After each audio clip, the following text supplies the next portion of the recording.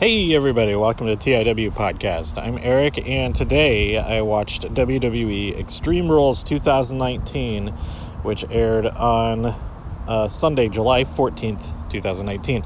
I'm recording this episode in a park near the Wells Fargo Center, actually. I'm recording this on Monday afternoon before I head back to the airport to fly home. And so I apologize for the wind sound. There's a bus idling behind me and stuff like that. But I figured I'd get my thoughts on last night's show on the podcast here before Monday Night Raw tonight, because I'm really excited to see what happens next. So overall, I really enjoyed this show. I absolutely loved parts of it. And even the parts that even my least favorite parts, I can't even think of what my least favorite parts were. Because I enjoyed a little bit of everything. Like, everything had some element of it that I liked a lot. The actual trip getting out here was a little bit rough, but it was totally worth it. I was thinking it was kind of stupid. It was a stupid decision at the time, but I am glad that I did go to the zoo during the day on Sunday. So my flight was at 1 a.m. on Sunday night, or early Sunday morning, that is. And that got me into Philadelphia about 7 a.m. I took a lift over to a breakfast spot called, what was it called? Well, dang, I need to look it up, because I recommend this spot. It is called, it's pretty near the zoo, and let's see, I have it in my saved places on my phone here. I don't remember where the zoo is. Let's see. Oh, okay, it's further north than I thought. Sabrina's Cafe. I had a great breakfast there. I had the I don't even remember what it's called, but they had like egg dishes served on top of pancakes. I've never had that before. That's really interesting. And then their handcrafted lemonades are delicious. But after that, I went up to the Philadelphia Zoo. I saw pretty much all of the exhibits. I didn't necessarily see all the animals, because some of them were like tucked away in their hiding holes and stuff like that. But that was really awesome to go there. It is America's first zoo. I think it's something like 1874 is when it opened, or something like that. Actually, I should get the exact date right. If I'm gonna be informative, may as well be accurate. July 1st, 1874. Did I say 1874? I think I did. So that is really cool. I didn't even realize that when I was walking around. I learned that afterwards, after I was outside of the zoo again. But yeah, it's pretty cool. It's worth checking out. Tickets there for adult single day ticket is $24. And then they have individual annual passes starting at like $60. Like, if you live near here, that annual pass for individual, that's a great deal, because just to go for one day is almost half of that cost. But yeah, the zoo is pretty cool. So luckily I was able to check into my hotel a little bit early, so I got a short nap, maybe like an hour and a half or so, before heading over to the show. And oh man, right from the beginning, the show is so good. First of all, we had the kickoff show, starting with Shinsuke Nakamura versus Finn Balor. I really enjoyed that match, and Shinsuke Nakamura is now the Intercontinental Champion. It is a little bit of a bummer that we haven't seen Finn really on TV at all in the last couple of months, but if things keep going between these two, and that's is a regular thing on TV now, then I'm pretty okay with that. When we also had the Cruiserweight Championship, Tony Nese versus Drew Gulak, hometown boy Drew Gulak, and Drew won this match. Lots of great stuff in that match as well, although there were some questionable moments when Drew Gulak went against his own his own, what's the word I'm thinking of?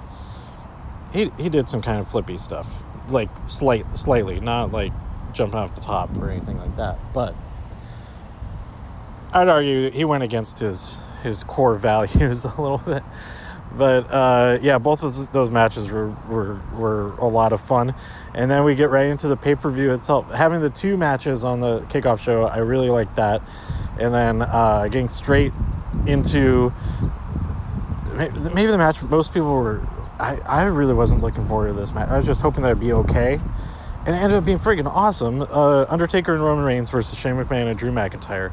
A no-holds-barred tag team match. Man. Like, I feel like the Undertaker completely redeemed the last 2 years of matches. Like, this match is better than all of those matches combined. I can't even remember specifics right now, but I'm really happy that this match happened and that was as good as it was. If that is the Undertaker's last appearance, I say that was a great one.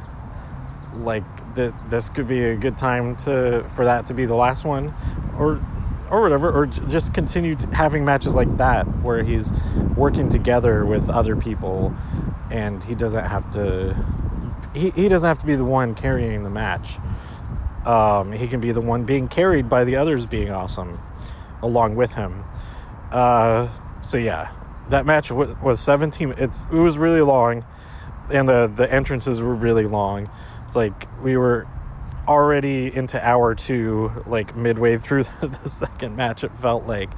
Actually, I think we were. Yeah. The second match was the Revival versus the Usos. The Revival successfully defended their championships, and this is another great example of both teams' tag team acumen. I really liked that match, but it was overshadowed by the other tag team championship match that was just crazy good.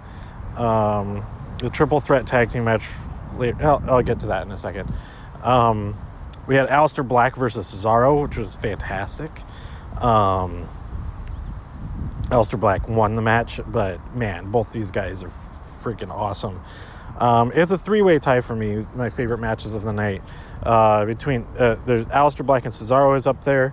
The triple threat tag team match is up there, and AJ Styles versus Ricochet is up there. For all three of those were just so good.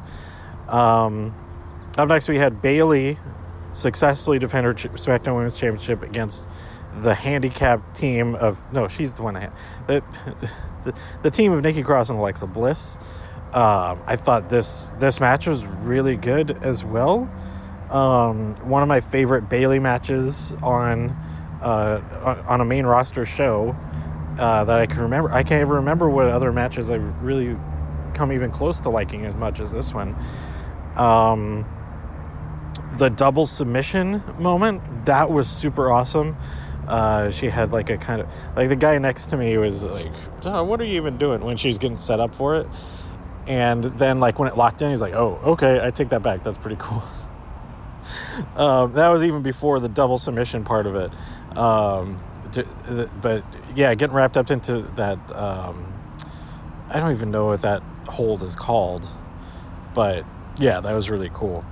A little bit bummed that Nikki and Alexa didn't win working together, but I think that could have some interesting story coming out of that. The friction, the cracks are revealed, things start to come apart. Then we had Braun Strowman versus Bobby Lashley. I was really, like I said, I had my flight was at 1 a.m. that morning. I was kind of tired, and I was a little bit out of it by this match, especially since it was everybody like standing up around me to try and see, but you couldn't even see if you were standing up because they were out in the crowd so much. So I was just kind of, and I got sidetracked. Logan asked me if I remembered a particular picture that I had taken of him years ago, and so I got really distracted by that during this match. I did find the picture, so that's at least there's that. But I did catch some of the big moments of this, and then the ending, that was really fun, going up above the tunnel there, and then going down through into that void of the thing that's clearly just, it was only there for them to be doing the things they're doing. Like, there's no other practical reason for that structure to be there, but it was still really cool, really cool. Braun Strowman wins after power slamming Bobby Lashley off of the tunnel into a big box thing. Then we had the triple threat tag team match. The New Day, Big E and Xavier Woods, defeated Daniel Bryan and Rowan and Heavy Machinery to win their 6th tag team championship together. And that is super awesome. We have, as I said, for the moment, we have New Day with all championships. All of them have championships, and that is so, so cool. Yeah, this match is just really, oh my god. When Daniel Bryan got caught out of his backflip, that's my favorite moment of this match. And then earlier when Aleister Black got caught by Cesaro out of something that he was doing, like, all those moments are so, so cool. But I think they won with the Midnight Hour, something like that. There's some great tag team misdirection type things throughout this match, and Heavy Machinery really shined too. Like, I probably wouldn't have been upset if any of the other two teams won in this match. It was just that great of a match. Then we had AJ Styles versus Ricochet. Okay, AJ Styles wins. He did get some help from Luke and Carl, but man, that super style, the super what do you call it? It was like an avalanche reverse Styles Clash that looked. That's like my favorite Styles Clash that has ever happened so far. And AJ is a champion now. The club is in full force. I am so excited to see what happens next. Fingers crossed Finn gets angry and joins the dark side. But on the other hand, maybe this idea came from Sean, who we were talking about about all this stuff, and he said, well, maybe Finn will come in and say, hey, this isn't what Bullet Club is about, or something like that, or the club. Not, he wouldn't call it Bullet Club, but yeah, I think either way, Finn's got to be involved with these guys somehow, and I'm excited to see what happens next. During this whole show, I only packed one wrestling shirt, and it's a shirt that I made because they don't sell one, an official one yet. And I made an Oni Rules shirt a while back, and because it is Extreme Rules, I figured I'll wear one of my Rules shirts, my Only Rules shirt, my Oni Rules shirt. So I enjoyed that. I get nobody said anything about it. Nobody noticed. Then again, I didn't really interact with a lot of people. I went straight to my seat and maybe interacted with the 4 or 5 people around me, but none of those 4 people noticed. So, oh well. Up next, we had Kevin Owens versus Dolph Ziggler. 17 seconds. That's how long this match was, apparently. Kevin just hits him with with a stunner, and gets the win very quickly, and then goes on a rant uninterrupted about Shane McMahon, because Shane McMahon was taken out of action. He was hit with, what was he hit with? He was he was pretty well destroyed in that opening match. So that was pretty fun as well. Then we had Kofi Kingston versus Samoa Joe for the WWE Championship. Kofi Kingston won via Treble in Paradise, and I enjoyed this match quite a bit. I was fully expecting Samoa Joe to win, or for a disqualification to happen or something like that. But I'm really happy for Kofi Kingston staying strong once again, and so we do end up leaving the night with the New Day holding all the championships. Not all, you know what I mean. And then our main event, Seth Rollins and Becky Lynch defeated Baron Corbin and Lacey Evans. This is the last chance winner takes all. The Extreme Rules have a match for all the oh my god, for the Universal and Raw Women's Championships. This match was the longest of the night. Wow, how about that? This match was like way better than I expected. I really enjoyed it. Like, this match, like, from, like, as its own thing, contains, all the story leading up to it as well. But with the finish of this match, with Seth Rollins beating the hell out of Baron Corbin after Baron Corbin hits Becky Lynch with the End of Days, that was freaking awesome. And it was, like, he hit him with a curb stomp, like, 3 times, I think. It was a definitive end to this match, and like, it's like book closed on this whole deal with Baron Corbin and Lacey Evans. But the celebration didn't last long, as Brock Lesnar cashed in and defeated Seth Rollins to become the Universal Champion. And I got to admit, I was cheering for that to happen. I was a little bit disappointed that he didn't come out a couple minutes sooner and win both of the championships in a weird way. But I feel like, it was a great way to do both things. Like a real feel-good moment. Yes, they overcame this stupid mixed tag team thing, but then forgot about this other crazy stipulation that exists in WWE with the Money in the Bank contract stuff. It is a good mix of both of those things, and I'm excited. We're good. Brock Lesnar versus Seth Rollins. That's going to be at SummerSlam. That's going to happen, right? And we'll see what happens next. What's more of a question mark is what's going to happen with the Raw Women's Championship. Who is Becky's next opponent? This would be a fine time for Sasha Banks to return, in my opinion, but we'll see. So that's pretty much it. I'll get out of here with all these wind sounds blowing in the microphone and all that. Let me know what you thought about Extreme Rules. So overall, I loved the show. Being there in person probably helped that a lot. I thought the crowd was really into it and was really good for a lot of the matches and all of that. I saw online people really complaining about the crowd not being good, and that just wasn't what I perceived being there in person. But maybe it was just my section that was really into it. Oh, the tag team match, the mixed or the triple threat tag team match.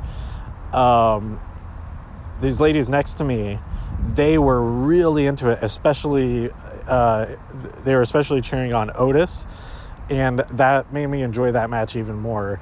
That's one of the reasons, among many, one of the reasons that that's in my top 3 matches of the night, because they were like so into it, and it made me smile and laugh throughout the whole thing. So that was really cool. But what was I saying? I don't know. Oh, well, yeah. Overall, just great, top to bottom, great pay-per-view.